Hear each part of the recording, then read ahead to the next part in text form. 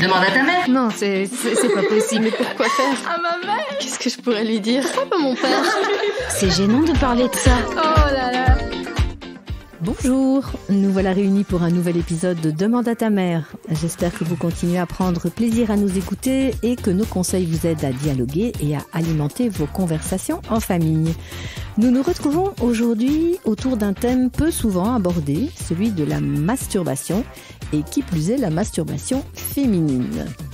Souvent vue comme immorale et considérée comme une preuve d'insatisfaction sexuelle dans la relation avec autrui, la masturbation dérange, interroge et choque encore aujourd'hui. C'est la raison pour laquelle nous allons explorer la thématique avec Coralie Deladrière, psychologue et sexologue. Bonjour Coralie. Bonjour. Alors j'ai une petite question sourire pour débuter. Est-ce qu'il y aurait dans votre vocabulaire personnel un mot tabou ? C'est une bonne question. Frustration. Frustration, c'est peut-être dommage en fait de vivre des frustrations. C'est peut-être ça le mot tabou. Je ne sais pas très bien. Ce sera celui d'aujourd'hui en tout cas. Voilà. Exactement.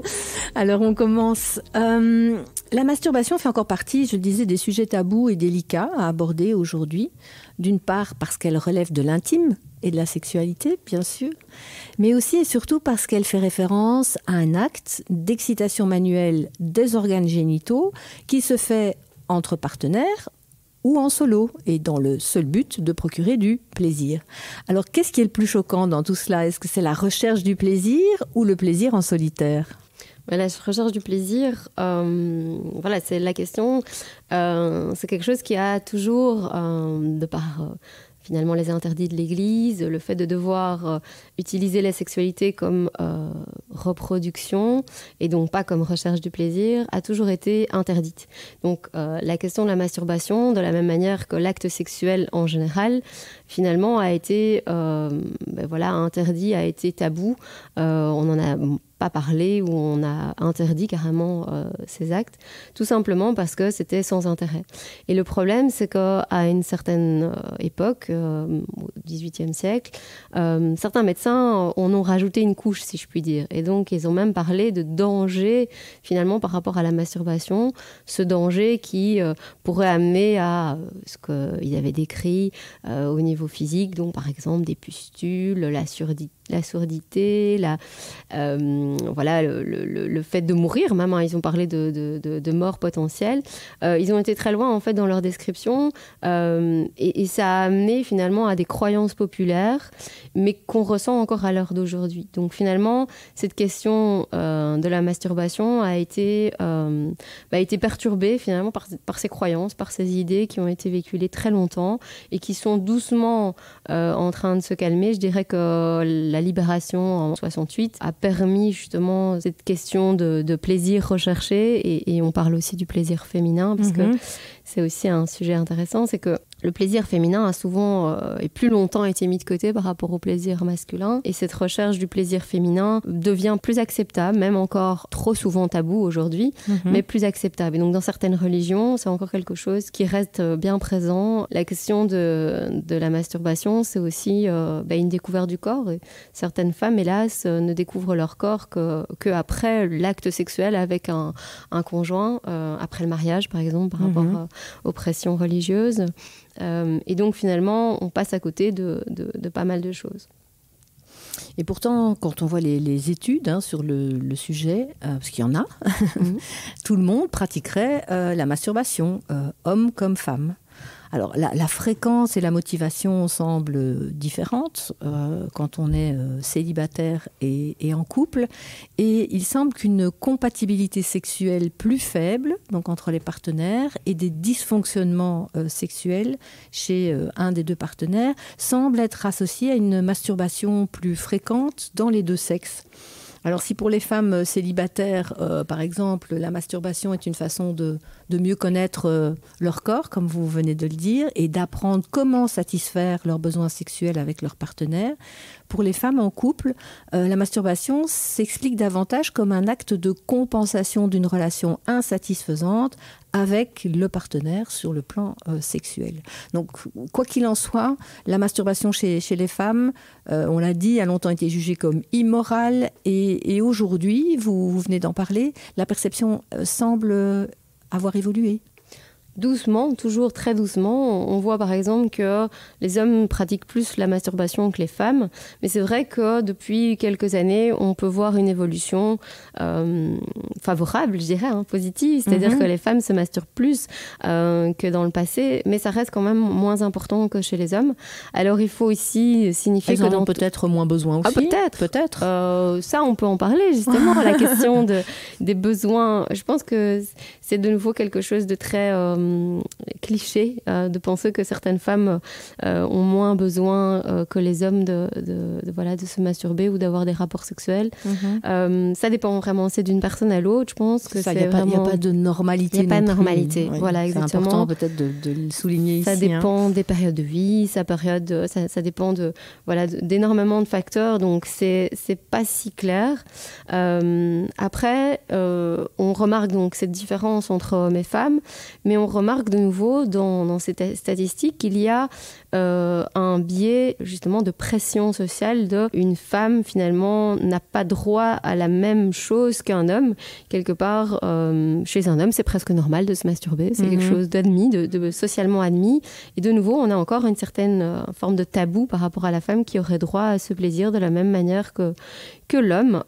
Donc on revient avec ces différences assez choquantes. Après, il y a quelque chose qui est intéressant au niveau des études, c'est qu'on parle de biais de désirabilité sociale. Alors, est-ce que les femmes et les hommes sont influencés de la même manière au niveau du biais de désirabilité sociale ? Ce biais de désirabilité sociale, c'est quoi ? C'est le fait que dans une étude, on va toujours parler des choses de manière beaucoup plus positive. Donc, on va mentir un petit peu, améliorer les choses. Donc dire par exemple que quand on pose une question par rapport à la masturbation, certaines personnes croient que ça fait bien de dire qu'on se masturbe tous les jours par exemple, plutôt que de dire ben non, moi ça m'arrive assez peu. Donc de nouveau, la société nous presse, nous oblige à répondre d'une certaine façon et donc ça biaise les études. Alors est-ce que justement on peut se poser la question de savoir si les femmes sont plus discrètes et donc vont peut-être être moins influencées par ce biais de désirabilité sociale potentiellement, et donc ça pourrait aussi modifier nos statistiques, c'est une réalité, mais je pense qu'il y a en effet quand même une différence et qui est hélas liée à cette pression sociétale et qui reste bien présente hélas dans notre culture. Et pourtant, comme l'ont démontré beaucoup d'autres études, la masturbation a des bienfaits et des bienfaits réels et qu'on connaît depuis assez longtemps d'ailleurs. Certains parlent même d'énergie vitale, comme si c'était une façon de remettre ses batteries à jour ou à bon niveau. Alors, on parle d'endorphine, de plaisir, bien sûr, c'est bon pour le sommeil, ça serait un anti-stress aussi intéressant, mais aussi ça pourrait aider à éliminer certaines bactéries. Donc, on le voit bien, il ne devrait pas y avoir autant de tabous autour de ce geste. Je pense que parfois c'est une excuse. En fait, certaines personnes disent, pour que ce soit acceptable, justement, que c'est grâce à ces bienfaits, c'est pour ces bienfaits qu'on se masturbe. Et donc certaines personnes se cachent derrière ça en se disant, ben voilà, c'est une espèce d'accord avec soi-même, je me masturbe pour pouvoir m'endormir. Sans ça, je n'arrive pas à m'endormir, par exemple. Et donc j'ai des personnes, par exemple, dans ma patientèle, qui utilisent la masturbation comme relaxant, comme quelque chose qui va leur permettre de prendre un peu plus de repos, qui vont permettre d'être plus calme en général.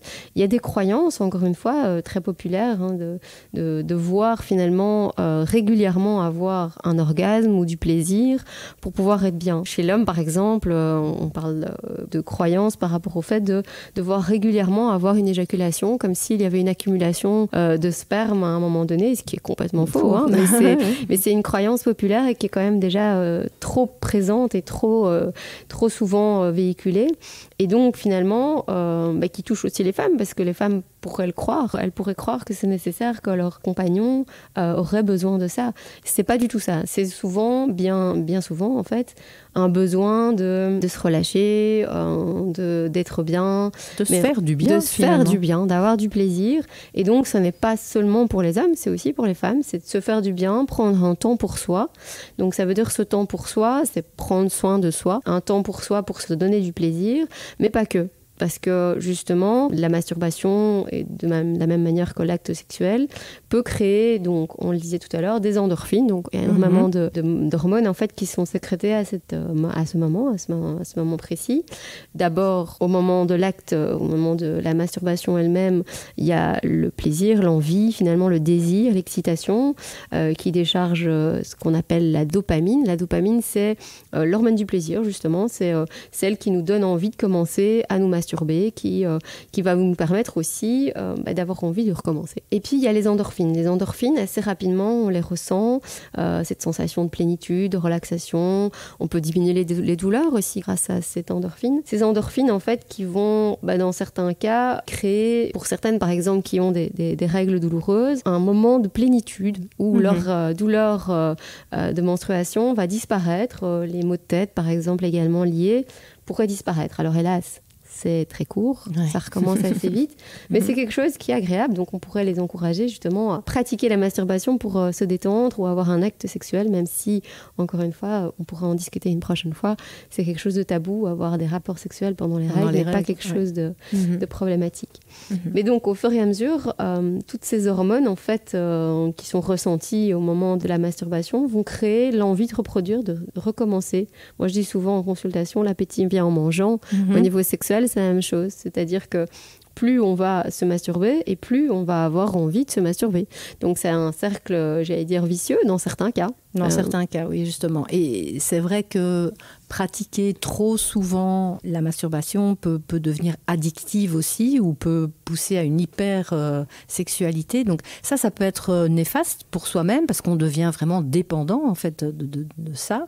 Et ça peut aussi nuire à la relation avec son partenaire. Oui, moi j'ai souvent eu tendance à utiliser je l'ai toujours d'ailleurs en consultation, on a tendance à utiliser en in vitro, si je puis dire, donc la masturbation en fait c'est une manière de s'entraîner sans son partenaire s'il y a partenaire, et même avant de rencontrer quelqu'un, de s'entraîner par exemple par rapport à la découverte du corps, par rapport pour les hommes à l'éjaculation trop rapide. Donc c'est un bon moyen de s'entraîner avant d'avoir des rapports sexuels avec un conjoint, avec un partenaire.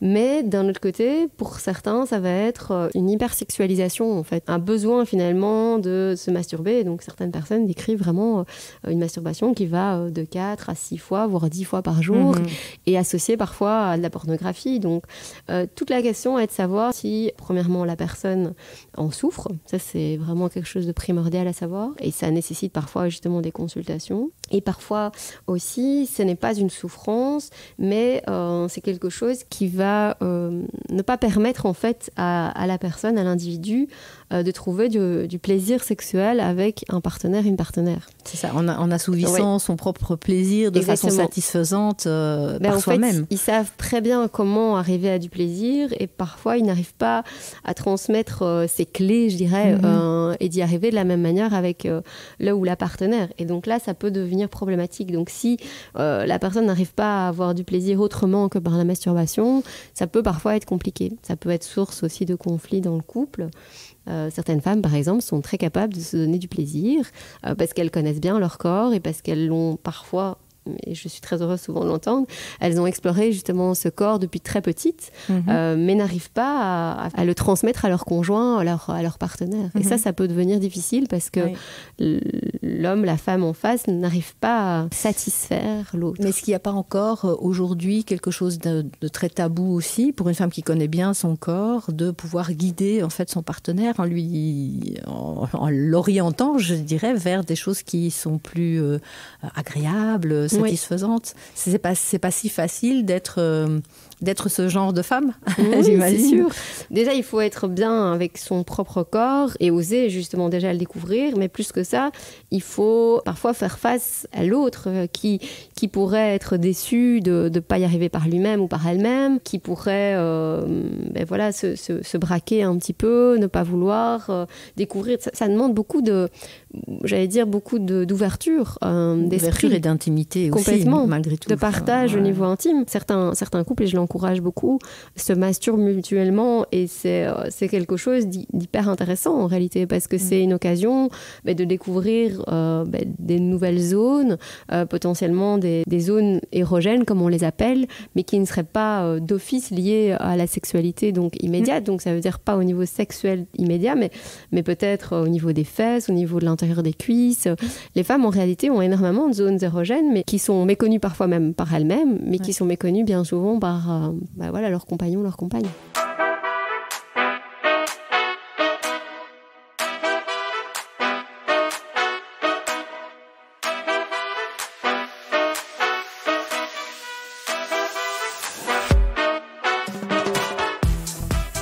Nous poursuivons notre exploration de la masturbation féminine avec Coralie Deladrière, qui est, je le rappelle, psychologue et sexologue à Bruxelles.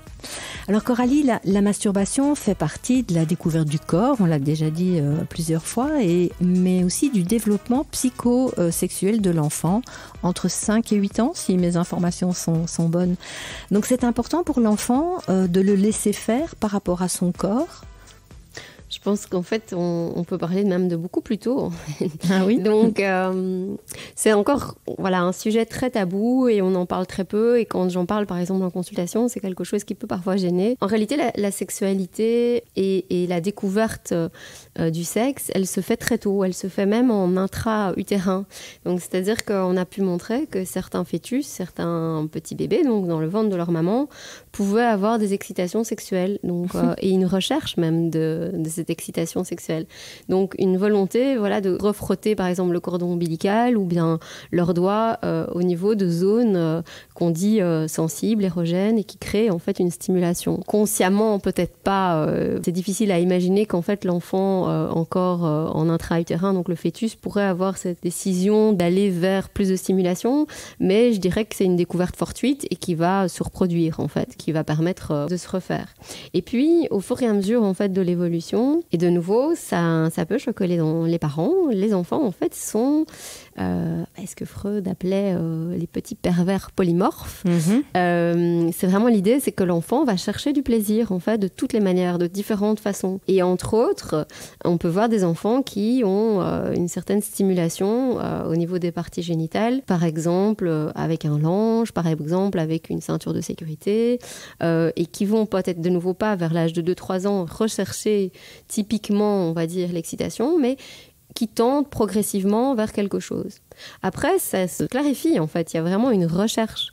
Au fur et à mesure de l'âge qui avance, l'enfant va être vraiment en recherche de ce plaisir. Il a compris que ça faisait du bien et il va créer ce qu'on appelle vraiment une masturbation. Donc, il va chercher quelque chose qu'il veut reproduire et qui est une recherche de plaisir. Donc, c'est vraiment cette recherche de plaisir. C'est ça qui souvent est réprimé par les parents si c'est découvert parce que c'est dérangeant, ça ne se fait pas, c'est pas correct, etc. Est-ce qu'il y a quand même malgré tout des comportements qui doivent interpeller quand une masturbation enfantine est peut-être excessive ou qu'elle se fait sans intimité, parce que c'est aussi un accompagnement peut-être à apprendre à l'enfant. Exactement. C'est de se respecter. Le parent, en fait, doit être dans cette tolérance, dans cette acceptation de ce plaisir, de cette masturbation, mais donc il ne doit pas y avoir d'interdit ou de message par rapport au côté, je dirais, c'est sale. Voilà, exactement. Donc, ce n'est pas sale, mais c'est quelque chose qui doit se faire dans l'intimité, donc quand l'enfant est seul. Donc, on va l'encourager gentiment à faire ça quand il sera dans sa chambre ou quand il est tout seul, de manière générale. Parce qu'il y a certains enfants, c'est vrai, qui vont le faire en public parce qu'en fait, ils sont submergés par le plaisir. Ils sont tout d'un coup étonnés de la sensation qu'ils peuvent retrouver et donc, ils vont aller jusqu'au bout du plaisir. Et évidemment que là, ça peut être confrontant de nouveau au niveau des interdits culturels. On peut aussi de nouveau nuancer la question. C'est que dans certaines sociétés, tribus, je ne sais pas comment on pourrait appeler ça, la masturbation est tout à fait acceptable et même encouragée, vivement encouragée. C'est presque une fierté en fait pour certains parents de voir leurs enfants avoir une masturbation. Donc dans notre société, on est plus dans quelque chose de pudique, donc on essaye d'encourager l'enfant à le faire dans l'intimité. Alors, à l'adolescence, la masturbation a également un rôle important à jouer. C'est la période de l'identité de soi. On travaille aussi son apparence, on est en recherche de son identité sexuelle. Et puis, il y a toutes ces pulsions aussi chez l'adolescent, qu'il soit fille ou garçon d'ailleurs, parce qu'on parle toujours, on le disait tout à l'heure, c'est sain qu'un ado se masturbe tout seul dans sa chambre le soir. Par contre, qu'une fille se masturbe, ça reste un peu bizarre, pour ne pas dire choquant. Comment, à ce niveau-là, aussi, pendant cette période de l'adolescence, peut-on accompagner les ados, mais sans les choquer? Ça ne sert à rien non plus d'aller leur parler de masturbation s'ils n'en parlent pas. Oui, c'est sûr. Mais en réalité, beaucoup d'adolescents vont cacher leur masturbation et finalement, c'est pas plus mal parce que c'est leur intimité, c'est leur histoire et c'est acceptable. Et en fait, c'est vraiment important pour les parents de les laisser évoluer, d'avoir mais cette intimité, d'avoir une chambre qui soit leur chambre, leur espace, un endroit où on ne vient pas. C'est quelque chose qu'on entend souvent, des mamans qui veulent, et on peut le comprendre, faire un petit peu d'ordre, qui veulent venir voir leur enfant ou leur adolescent et qui sont alors intrusives.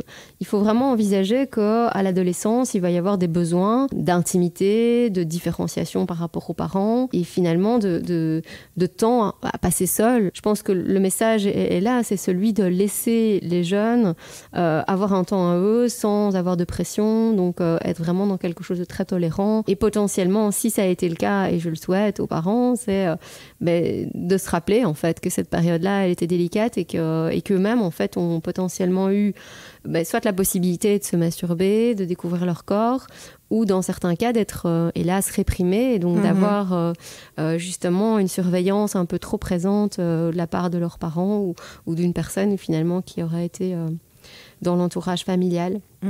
Alors j'aimerais peut-être qu'on termine cet épisode en abordant des vrais faux à propos de la masturbation, parce que c'est vrai qu'il y a beaucoup de choses qui sont dites. Alors la masturbation, ça rend sourd, vous l'avez dit tout à l'heure, au XVIIIe siècle, voilà, on le criait haut et fort et on l'entend souvent concernant les garçons. Alors est-ce que c'est vrai ou c'est faux? C'est complètement faux. De nouveau, ça vient d'un message qui a été transmis par un médecin à l'époque au XVIIIe siècle et qui disait que ça rendait sourd parce qu'il avait eu un patient qui, alors qu'il était enrhumé, s'était réveillé le lendemain, alors qu'il a eu justement une pratique de masturbation, qu'il s'est réveillé sourd. Alors évidemment, encore une fois, c'est une croyance populaire qui a été transmise et qui a permis finalement d'empêcher cette masturbation et qui a encouragé le discours de l'Église, de la religion en général, par rapport à cette pratique. En tout cas, ça a la vie longue, puisque tout à fait. le XVIIIe siècle, complètement. on en parle encore aujourd'hui. Alors, on dit parfois que la masturbation accentue l'acné. Est-ce que c'est vrai ou c'est faux? Non, tout à fait faux. De nouveau, c'est sans doute lié à cette même idée que certains médecins ont dit que les hommes qui se masturbaient, parce qu'on parlait des hommes en fait, avaient des pustules qui pouvaient pousser sur leur visage. Et donc, on part de pour révéler leur pratique honteuse. Voilà, c'est ça, exactement. Alors, je pense vraiment pas. Au contraire, moi, j'aurais même presque tendance à dire que le jeune qui se masturbe a tendance à avoir un épanouissement général qui fait que potentiellement il sera bien dans son corps, donc l'acné il va le vivre encore mieux, je dirais. C'est une période difficile pour certains jeunes et voilà, il pourrait au contraire passer outre certains aspects difficiles de la puberté comme l'acné entre autres, de manière plus adéquate, plus positive. Ouais. Alors on dit aussi que c'est dangereux pour la santé. Alors vrai ou faux? Complètement faux, au contraire.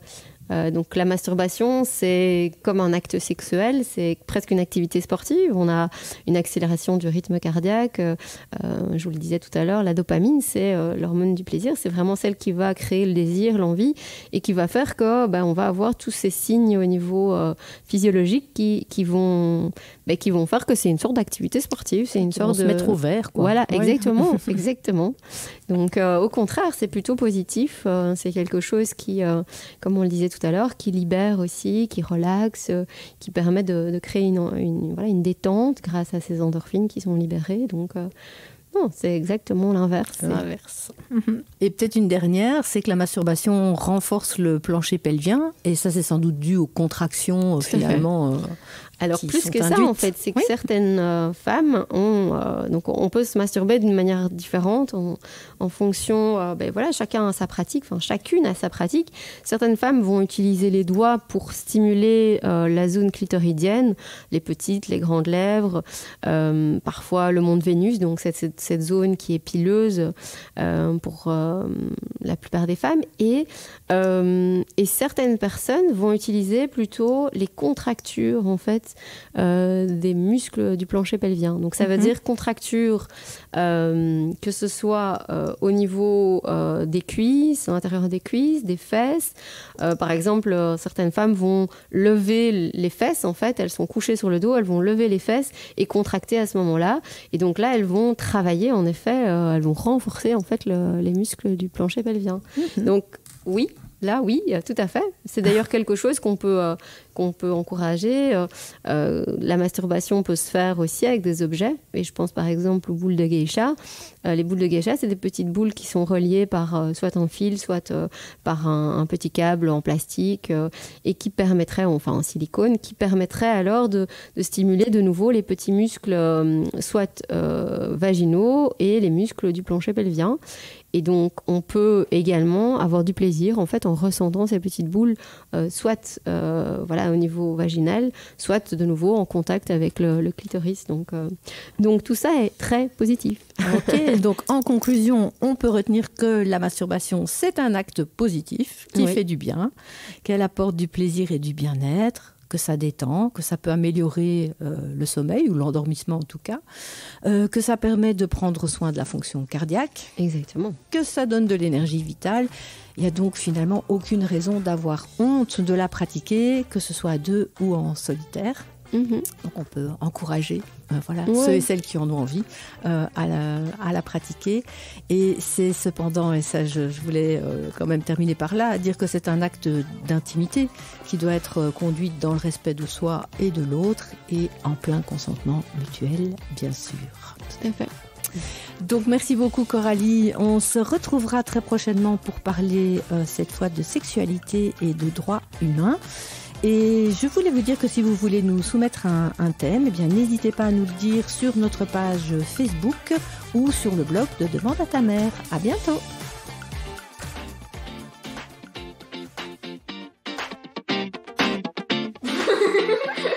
Oh là là.